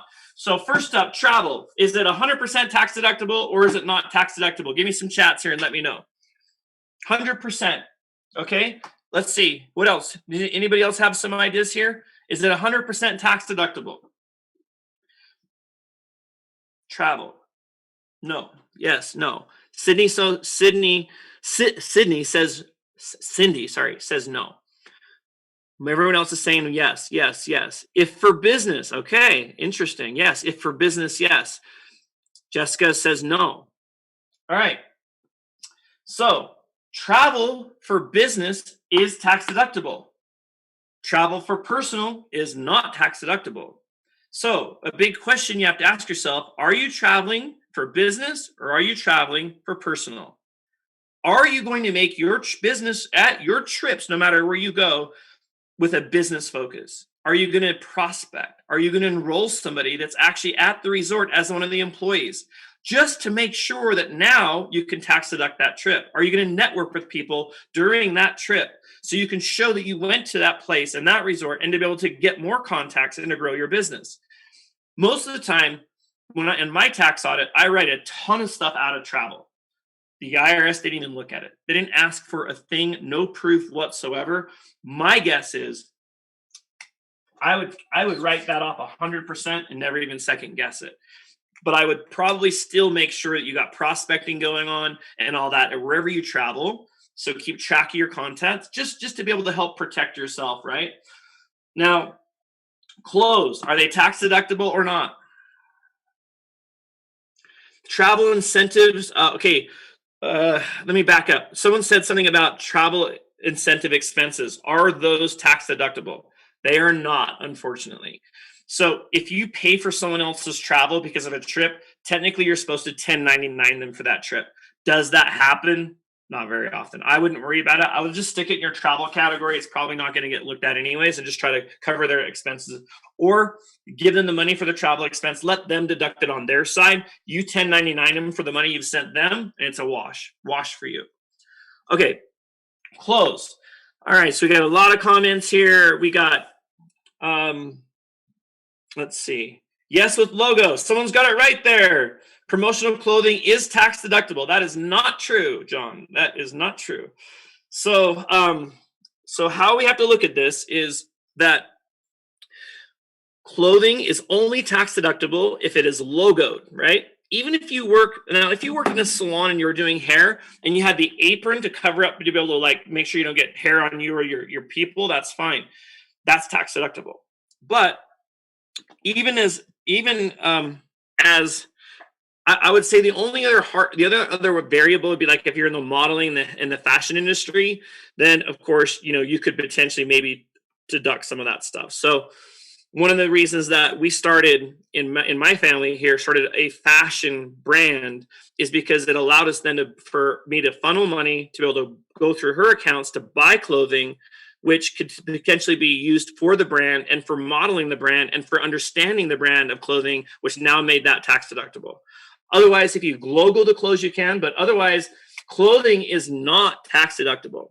99.9% of the time, unless you're creative, clothing is not tax deductible. So I'm going to put it right here in the middle on clothing. Obviously, merchandise you get from USANA that has USANA on there, it's all tax deductible. If it's logoed with USANA, tax deductible, okay? If you got to go speak at a big function and you buy a new suit, is it tax deductible? It is not, okay? Not unless you got some logos on there. All right, USANA auto order, is it tax deductible or not? Yes, no, yes, no, yes, no.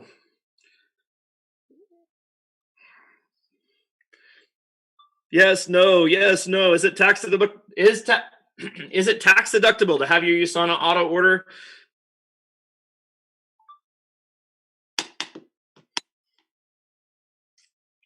Yes, yes, yes, yes, yes. No, no, no. It's a training expense. Well, here's the answer. The answer is no. USANA auto order is simply not tax deductible. And if you are writing that off, that will be a red flag in the IRS. And if they see that you're not showing that as personal use, it's going to make them go deeper into your audit. So it is for personal use, your auto order, unless maybe like half your auto order you're using and half of it you're sampling. Then the half that you sample would be tax deductible. What about it? So samples, obviously, USANA samples are tax deductible, right? So if you're ordering additional USANA orders in your downline, or not your downline, but in your business centers, your left and right side, would those be tax deductible? Well, if you're ordering them and they're for sampling, then they would surely be tax deductible, right? So when I'm ordering extra product on my BCs and I take it to the Smoky Mountains event, and I give all this product to all the ladies and let them do sip and scrubs and everything else, and do you think that I sold any of the product there? Now I got to take cash from them, and I got to take their credit card. I got to show it as income on my account, everything else. Forget that. I'm just going to buy the product and have to take the full tax deduction and not worrying about selling it, because I'm looking at it this side in terms of getting the tax deduction on that product. Yes, the content is also relevant to Canada. Yep, it works the same way. Groceries. Are groceries tax deductible? Oh, John's got a good one there already. Yep. So he says groceries they're only if you're using it for a USANA meeting. So think about this. If there was a way to deduct groceries, I'd do it all the time, because I love, groceries. It's a big expense for everyone. The only way you can deduct the expenses for groceries or alcohol and things like that is if you're actually buying it for a function. So if you have a sip and scrub at your event, at your house, or some other kind of function, or, like when I went up to Smoky Mountains and I'm helping out with groceries and all that, is that all tax deductible? Absolutely. Because those are going to be used during an event. We're showing USANA, we're talking USANA, we're doing USANA stuff. Technically, you should take some pictures of the food being consumed by people that are at the event, and that is even a better protection mechanism if the IRS decided to throw it out. But it's rare that you're doing groceries and doing that anyway. Same with alcohol, it would go in the same category. So I'm just going to put it here in the middle, meaning that it's really not tax deductible on most cases, but it is if it's associated with your event. Our event's tax deductible. So you create an event, you go out and do an event, you pay for a hotel, or you pay for an Airbnb, and you bring people there, or anything that has to do with the event, right? Yes, tax deductible. Okay, now let's talk about services. Are services tax deductible? So we're going to talk about your working live account, right? So your working live Zoom account, is it tax deductible? Absolutely. What about your cell phone service, your computer service, your internet service?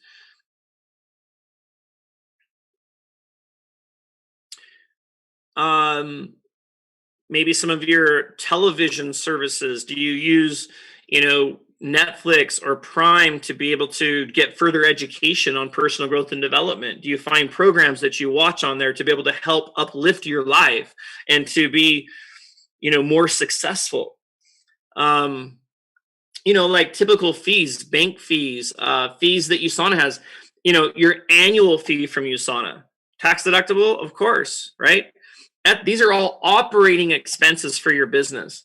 Technically, if your cell phone is used for personal and business, technically you should have a piece of that shows to personal. But I'm telling you, that's the last thing the IRS is going to be doing is like wondering if you're paying a percentage of your phone bill for personal use. Like that's small potatoes. I don't think you have to worry about that. So I think you're pretty safe to say that services are tax deductible that are business oriented.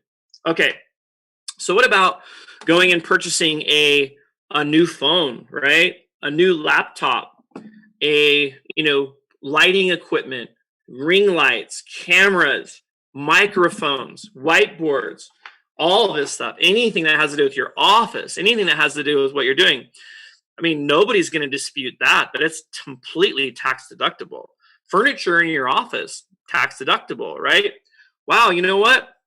I actually just got some new furniture upstairs in my home. You know what, though? I built a new Zoom wall. I built another one. You guys haven't even seen it yet. You think this Zoom wall is badass? Wait until you see my Zoom wall I have upstairs now. I've taken it to a whole new level. I have a new, massive LED screen along with new lighting and a whole new way I'm going to do Zooms upstairs and furniture for people to watch those Zooms. I turned my whole new level upstairs in a whole nother Zoom area and meeting area. Is that all tax deductible? Absolutely. So I just figured out a way that would normally take furniture, which is not tax deductible, which is usually just personal use. And I just figured out a way to take $10,000 worth of furniture and have it be 100% tax deductible.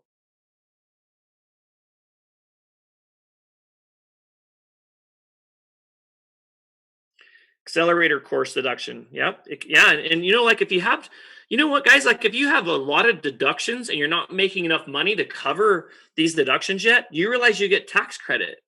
So the tax credit rolls over to the following year, right? So it helps offset taxable income for years to come. So the thing about equipment, if you're going to deduct what I'm doing, with LCD screens, computers, anything over $300, a camera, do I get to deduct all the cameras because I get footage? Do I deduct my drones? Do I deduct anything to do with the modeling industry? Yes, because it's all equipment. However, you have to itemize equipment that's over a $300 purchase. So you got to keep track of that somehow in your paper, your accounting, because you're supposed to tell your tax guy that that's equipment that you bought. And equipment gets depreciated. So if it's $600 or $700 phone, that's one thing. But literally you're buying a new iPhone, you're buying a new Galaxy, you really should put it on your depreciation schedule and itemize it as equipment. It's the right thing to do. It just takes a little bit longer for the depreciation to come out. Maybe by the next year, the whole thing will be wrapped up. But at least you can deduct those as equipment. So just you itemize that for your tax guy, and then he can put all that, he or she can put all that in there for you. All right. So how do we prove the expenses? I knew this Zoom was going to be 3 hours. Why was I thinking it was only going to be 2? So the providing proof for expenses. This is so good, Jeremy. This is so good, man. Keep going. We're wrapping up. We're almost here to the end. So providing expenses and accurate information is the key to all this. So if we're not providing the information to our CPA, or you're not doing your own, taxes online with this information, then this is all a waste of time, because you have to keep track of it. And a lot of people that aren't familiar with numbers or Excel, and they're not putting in the numbers, forget about your receipts. It's not about receipts anymore. You can't just take a box of receipts and give them to your CPA and say, okay, hey, just deal with it. You can do that, but you're only getting 10% of the real value of tax deductions that you really can do. So you have to become educated and smart and be strategic. And you start at a basis, and then you get better and better and better at this. Did you hear some of the things I do lately? That's called creativity, because I've been doing this for a long time. So you start off by entering stuff in your Excel or numbers. If you have a Microsoft PC, you're probably going to use Excel. If you're in a Mac, you're going to use numbers. You're going to follow the tutorials on these programs and learn how to do a spreadsheet. Learn how to make formulas. You're going to just follow this simple. I never took a class in school on Excel, but I am an Excel master. I have spreadsheets that'll blow your mind. I build spreadsheets for our companies, for my dad's companies, time schedules, everything, time calculations, interest calculations. Every single bill that comes out of my life is in Excel. I know the date that it comes out. I know when it's coming out. I can tell you my net income at any certain time, any given month, anything I have going on is all in Excel. So it makes it easy, and I can just pop stuff in there, and my formulas show me where things are at, and I can project out purchases. I can project out selling things and stuff like that, all in Excel. That's advanced shit. The basic stuff is at least putting in your expenses, keeping track of okay, I got to have something to give to my tax person that makes sense. And the more you can break out those expenses, one category for travel, one category for equipment that you purchased, one category for logoed merchandise from USANA, one category for extra product orders you made in USANA outside of your auto order. Those types of if you build all that for them, they don't even have to look at your tax. If you want to save money by not I don't pay my CPAs don't have to pay that much money because I'm already doing the entry work for them, and they never look at my individual transactions. They're just looking at the grand totals on my Excel spreadsheet. It's all just summing it up. So you just got to tell them, put in $6,000 on travel, put in $8,000 on USANA products, put in this amount on vehicle, put in this much on repairs, and then that's it. They don't need to look at your individual transactions. This is your business, your life. You've done the math. You already know where you're at. If you get audited, now you go back and have to maybe look at some of those transactions or try to find proof that transaction actually occurred, right? But you can put whatever you want on there if you're being legit and you're keeping track of this stuff. Now, I have a person that came into my life in a relationship that hadn't done taxes before. So I had to teach her Excel. We had to go back and do 6 years of back taxes using Excel. I didn't get into her world. I didn't get into her accounts. I didn't get into her bank account. I just taught her this system. And so that way we reduced any kind of tax liability and her really having some serious challenges with the IRS because I taught her a process of using the basics on Excel, going back through bank statements, and now resubmitting taxes that she hadn't done for years.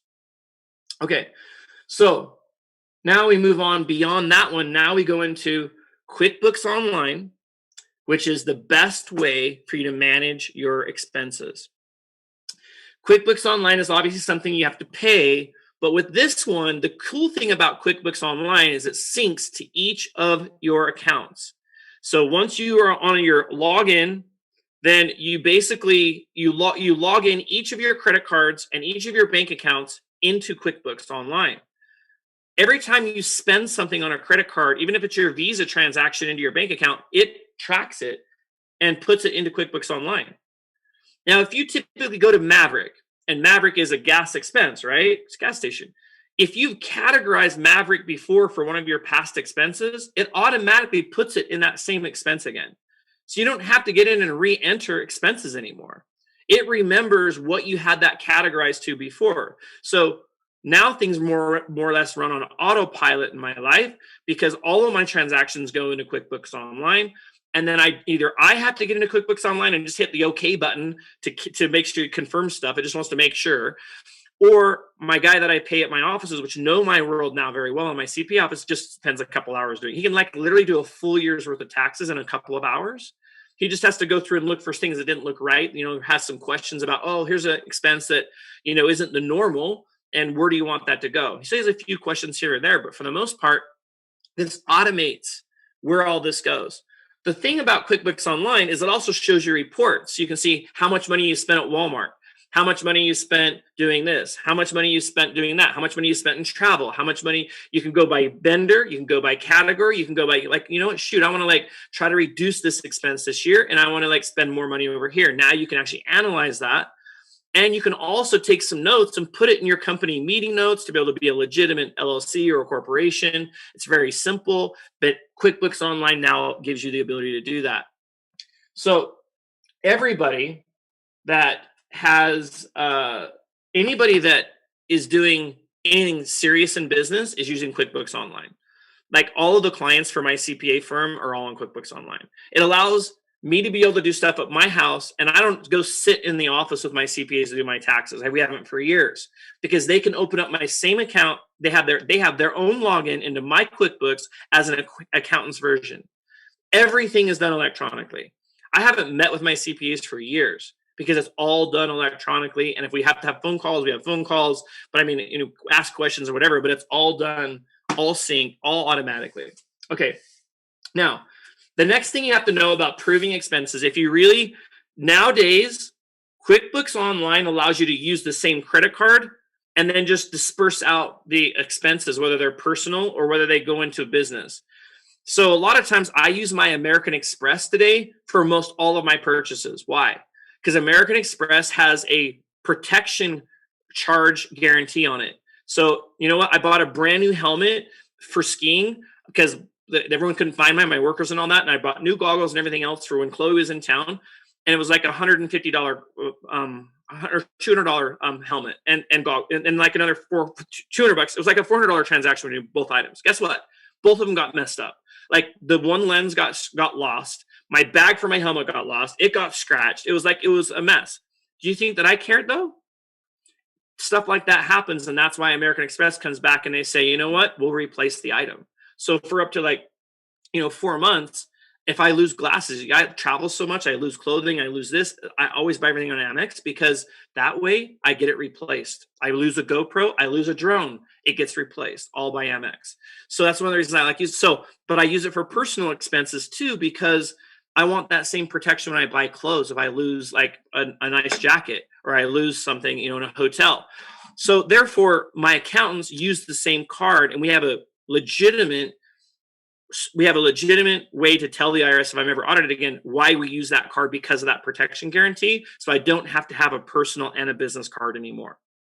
The world of having that kind of goes away now that you use QuickBooks Online, because they don't really look at what card was used anymore. They're just looking at the actual transactions that were categorized in QuickBooks Online. It doesn't really matter what statement it's on anymore, or like you have to have a personal or a business. Until you get more advanced into that world, I would just say, use a personal card and use a business card. Now, do I have separate accounts for personal and for business? Yes. Personal accounts. So I have a personal account. I have multiple business accounts. I would never run a business transaction through my personal checking account. And I never do personal transactions through my business checking account. But a credit card like American Express can be used to go over both. The IRS doesn't care about the money that's actually being used to pay off the debt on the card. They don't care where that comes from. That basically comes from personal anyways. You can't deduct it. It's a non-taxable event. So you can still use the same card across two different accounts. And it doesn't matter that I use my personal or business to pay that American Express, because the IRS doesn't look at that transaction as anything tax deductible anyway. They don't care. They could give a rat's ass. So what they're looking at is the actual the point of purchase. And the point of purchase, as long as I put the point of purchase to the business category, it can be tax deductible. And if I have something point of purchase on my Amex and it goes to personal, like a clothing item purchase, they love that, because I can show them later in an audit that I'm still showing personal use. It's just categorized under that one card. So checking accounts, though, you're in real business when you can separate the two. If you're still doing a W-2, you're doing a Schedule C or a Schedule C just off your W-2, like originally talking right here. I mean, you can probably get away with just having one checking account for right now. Right? Right here, W-2, do a Schedule C, just itemize things out, don't get too crazy. You could probably just have one checking account. But if you want to really start getting into protecting yourself, now you got to start doing multiple accounts, one personal, one business. And that's about the time that you start to now start doing this. W-2 Schedule C is pretty basic. You can use that to still shoot. You can do a Section 179 car purchase still doing a Schedule C. I researched today. I was like, wow, really? Absolutely. But now this is where things get a little bit convoluted with Canada, because I'm not familiar with the actual corporate structures in Canada. So I can't talk too expert on this part here, but I do know that the 401k and investment strategy is also deductible in Canada. But the next step is to do an LLC. And it's easy to do this. You set this up, locally at basically you register. You can do it all online. You can do it yourself. You don't need to pay a company to do it. It's still going to cost a couple $100. But you once you get this registered with the state, then you'll get a number for this, and then you can get a checking account at your same bank where you do your normal banking that's in your LLC name. Now you have a checking account in this, which is not personal, it's business. Now you finally have a business name, and you have an isolation between personal and business. So the cool thing about this LLC is that now you can start to itemize things way more efficiently, effectively, and you're going to get next level type of tax benefits because it's a separated entity, right? So now there's a bigger separation. You're also less likely to be tax audited because you're not blending as much stuff technically with your personal return on a Schedule C. Now you're really having this definition of a new business. So this is where most people, W-2, they can still do a Schedule C. They can still do an LLC. Even if you have a job, even if you're still getting W-2 income, it's great. As soon as you don't have W-2 income, so like Jared and Crystal and a lot of my other leaders, you have to have an LLC or an S Corp here in the US. You have to. And so you basically got to choose which route you're going to go. This is for more advanced stuff. These are for my bigger leaders. And I'll tell you what I do. I do an S Corp, okay, which is going to be the biggest tax benefit you possibly can. And the reason for this is for a lot of reasons, but the S Corporation runs as its own company and its own entity. I actually do pay myself a W-2 out of my S Corp. So I pay myself $100,000 a year on a W-2 out of my S Corp. I also can pay, I get double the tax benefit. Because as an LLC, I don't get a chance to do the match. I can only put so much money into investments that are tax deductible each year. Going to an S Corp, I can now put the same amount of money I was putting in tax investments as an LLC, but I can match it as my corporation and be tax deductible. So I've just doubled the amount of money I can put away every year tax-free. So it puts me back into the environment of the same benefit, only I'm paying it out of my own company, but the tax benefit is huge if you're investing and you're serious about investing. The other thing that an S Corp does is it gives you another layer of protection where LLCs are still they can still be pierced a little bit. An S Corp is treating it like its own entity. Keep in mind, like for Jared, if you're listening in, if you had 2 employees of your S Corp, you and Crystal, you have to do a match on her investments as well. So that's the only downside about an S Corp. It's better if 1 employee, but if it's 2 and it's a husband and wife, then that works, because you just remember how it works is you have to match any employee's match that's actually in there. So I'm my only one in my S Corp, so it works out perfect. But the other thing is that if you are, I pay less in what's called self-employment tax. So one of the downsides with being self-employed on our US tax system is we have a straight 15% set self-employment tax. You're going to have that in your LLC. You can avoid that tax if you're smart on all these deductions we're talking about anyways. Your net tax are still so much less than having a traditional job and a traditional career. It's just, so don't let that scare you. It's just that was another 15% that I thought, you know what, doing an S Corp, you don't have to pay self-employment tax. So let me talk about this in terms here that makes a little more sense. You do pay self-employment tax on the amount of money that I actually pay myself, but you escape the self-employment tax on the rest of the money that passes to my personal return because it's a dividend. So you basically are taking money that's left over from the company and you're taking it as a dividend. There is no self-employment tax on that. So one of the ways that large companies. Do you ever wonder, like, so many companies do their business through Hong Kong? The reason they do it through Hong Kong is because it's one of the only countries in the world that there is no tax penalty on dividends. So large corporations register their companies through Hong Kong and they pay no income tax. They pay no self-employment tax. They can literally take as much money as they want out of that company in the form of a dividend and not pay any tax at all.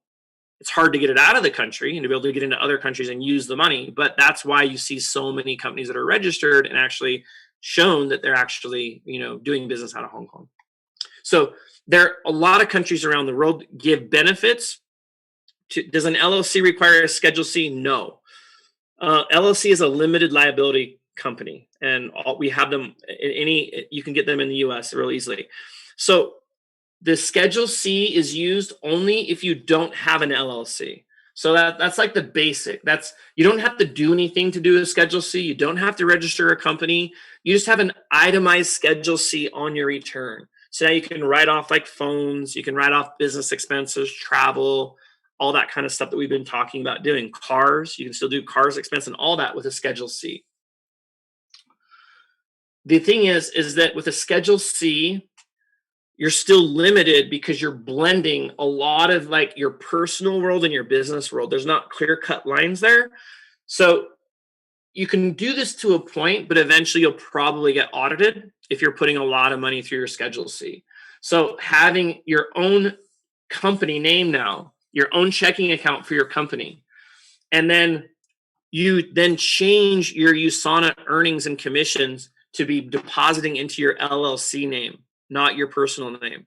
So your earnings from USANA now go into your LLC. There's a form in USANA that you fill out, and then it converts that over to go into your LLC. This is your business income. This is your commissions from USANA. From there, now you start itemizing your expenses, and you can still push money over to your personal account as much as you want on your online login at your bank. And whatever money goes to your personal, it's just not tax deductible. At the end of the year, that's basically going to be shown as taxable income for you. Okay, so the last thing I'll say, and then we're done, is the next layer or the highest layer of doing corporations here in the US is the C Corp. The C Corp has the most protection. It's definitely more for multiple employees and large companies. I'll do this. The company that I own with my dad doing our commercial carpet installation, we have upwards of 30 employees, is a C Corp. He's the president of it. I'm the vice president of it. So, we run that because we have lots and lots of things that we have to do with employees. And we also don't want to be having to do the match with all of our employees, which they're just not really at that level anyways. So the S Corp or the C Corp is a better version and a better mode. By doing an S Corp or a C Corp, you got to be a little bit smarter on your company minutes. You got to kind of like have some meetings with either a CPA or like my dad and I will actually have a conversation, make some notes, put in our annual meeting. And of course, if we decide to go to Lake Powell and do our annual meeting, now we can deduct our trip to Lake Powell to do our annual meeting because that's where we decided to go do it. So again, this all comes down to that strategy and as far as how you want to be able to be creative. The next thing is, I'll just say that is, if you want to know my structure, and then we're ending the Zoom. I know it's pretty late, but I'll answer questions. LLC stands for limited. Okay. My USANA business is not owned by me. It's not for tax reasons. It's for liability reasons. So if my USANA business is worth, I don't know, do the math and kind of figure out what you feel like it's worth in terms of residual income and what you'd have to have in the bank, yielding 5%, I don't know, 25 million, 20 million. So if I take somebody on a boating trip with me and they end up falling off the back and they end up drowning, I'm going to have a personal liability suit.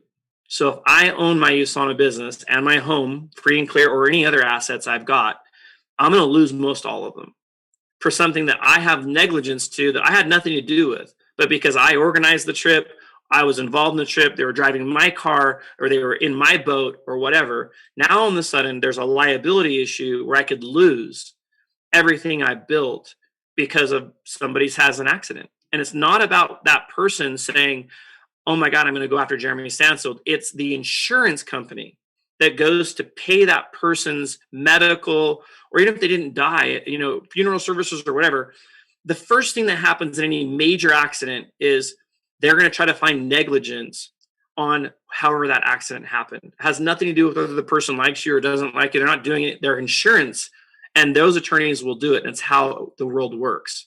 So they're going to try to get out of that insurance claim, out of the doctor bills, out of doing everything they can, and maybe even find a way for the insurance company to make money if they can find negligence. Therefore, I don't own my USANA business. Okay, so I have a corporation that owns the USANA business. Then on top of that, I have a living trust that owns the corporation. So the living trust is an entity by itself. It is a protection mechanism, and it cannot be pierced. It can't be. I am not an owner of this living trust. I am not an owner of the C Corp that USANA that is registered with. So therefore, it completely alleviates me from that circumstance. If I register vehicles in my own name and something like that happens, they're going to go after those assets. If I register vehicles in an additional LLC name that now is owned by the S Corp or owned by the living trust, now I've just been able to protect myself so that now they can't go after that asset either. If I own my home free and clear, they're going to go after that. So do I own the home, or does the living trust own the home? Probably the living trust, right? So, these are things that you learn later as you start becoming successful. You don't want to lose everything that you've actually put together for something that would be negligent.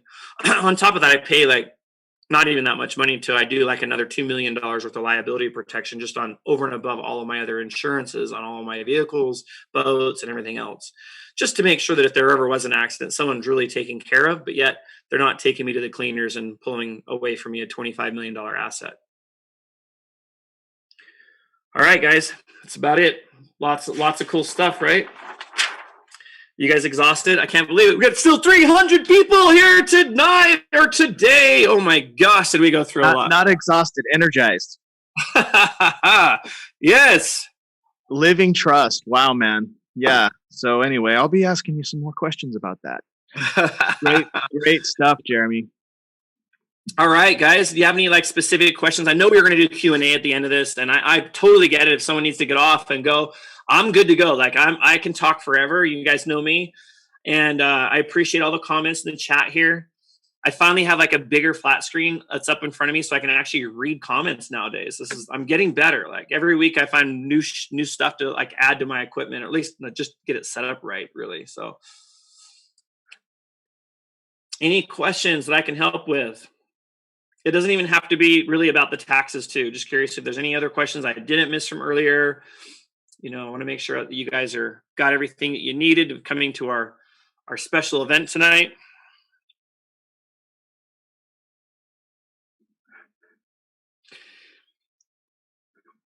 All right, and so back to let me just say that I'm not a tax accountant. I'm not, I'm not. This isn't what I do. But you can see how my knowledge has continued to grow throughout the years. And actually, I don't think that my knowledge has changed much after my audit. And that was probably 10 years ago or so. So, it's just all the same stuff nowadays. The involvement into QuickBooks Online has been epic. Probably the last 5 years, it's really saved a lot of stress in my life. And I would say that you probably don't want to be taking all this information to share with a prospect to show them the value. But now that you see how valuable it is, you'll be a little bit more passionate about selling. That is also a very important advantage of, doing our business. So, yeah. All right. Well,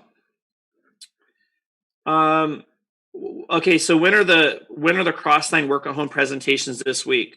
Okay, so these are every single night at 6 p.m. Utah time. So that's 5 p.m. Pacific and 7 Central and 8 o'clock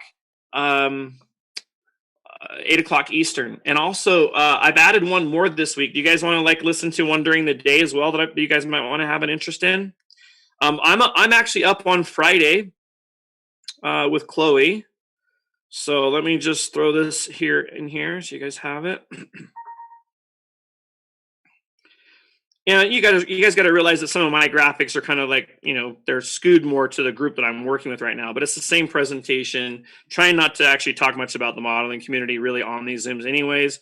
I need to try to keep them more generic, but you're welcome to use these graphics or not. That's totally up to you.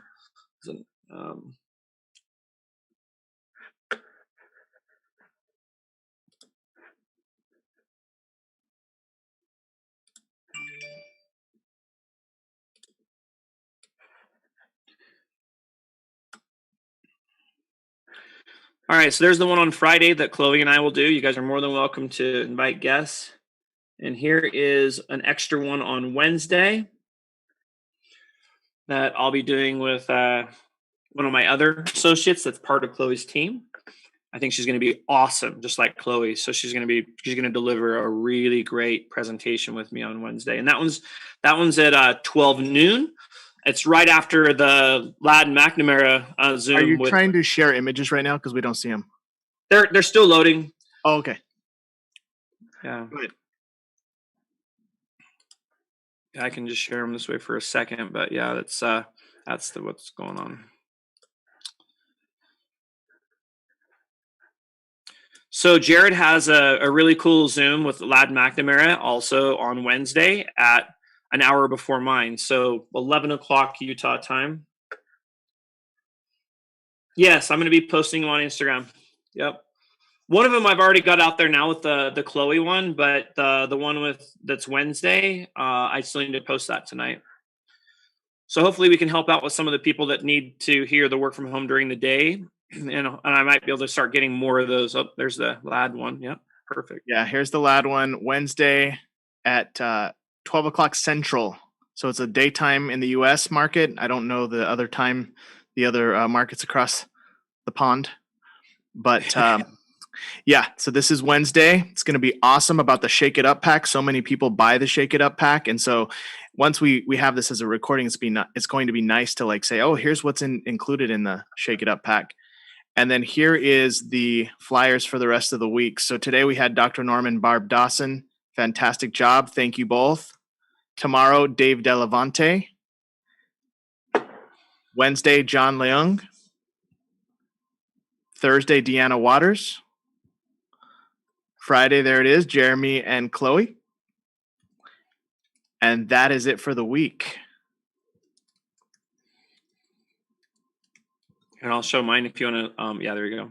And I put those actually in the chat too, but here's the one on Wednesday. Ooh, love the flyer. Oh. So I put that there in the chat. You guys can download that, but of course I'll be putting that on my social media too. If you guys want to use any of that, you're more than welcome to. I don't think she'll really even be talking about the talent industry. Our first version of the flyer, we didn't even have those logos on there anyway. But and then here's the one for Friday.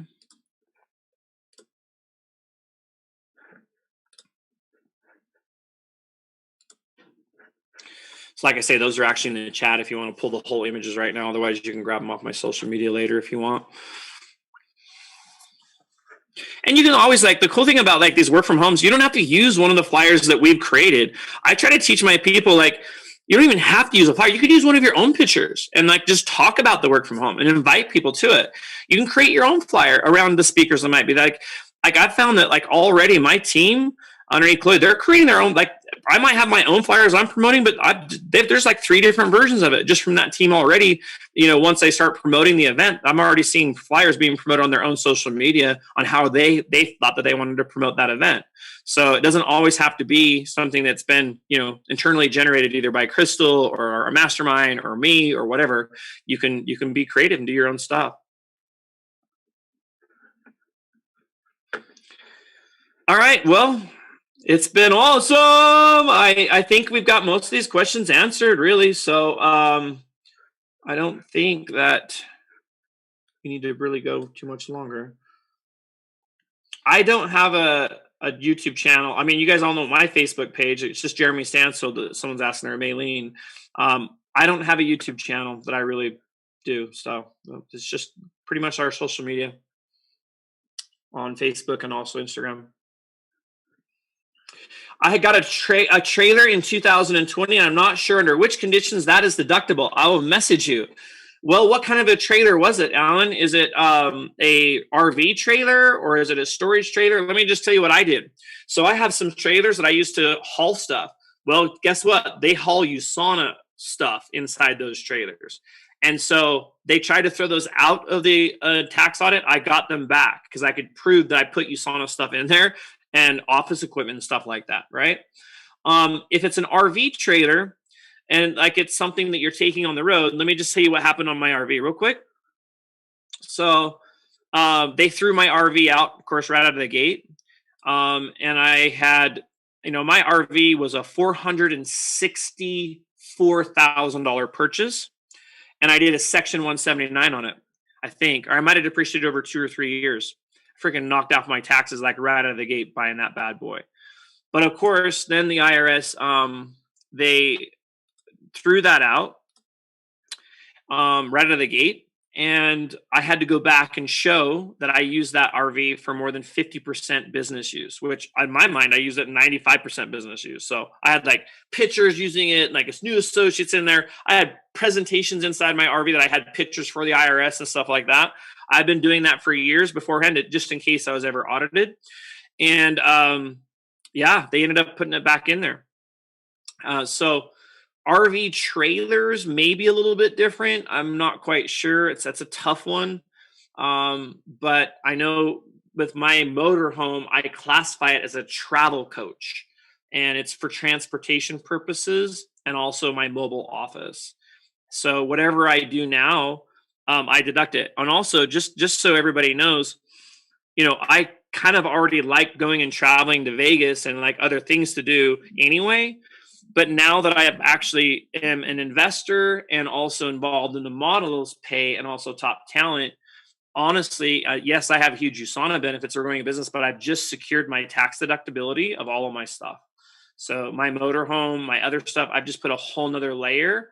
All of my expenses when I travel and have fun and all that is a whole nother level of layer of protection to prove to the IRS if I'm ever audited now that I've also got other entities now that also use that equipment.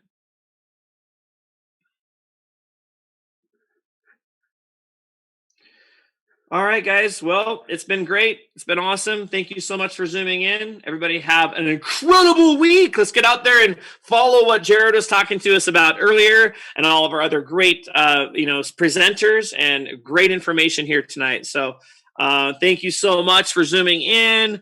I'm going to unmute everybody. Let's see. Or allow everybody to unmute themselves. So hold on a second. All right, you can now unmute yourselves if you'd like. Thank you, Jer. Thank you, Jeremy. Jeremy. That was Jeremy. Thank you. Good night. God bless. God bless. See you again Wednesday. God bless, Jeremy. Night. Thank you, Jeremy. Thank you, Jeremy. Thank you. Thank you. Bye-bye, Jeremy. Oh, thank you. Bye, Jeremy. I love Jeremy. Oh. My name is Maya.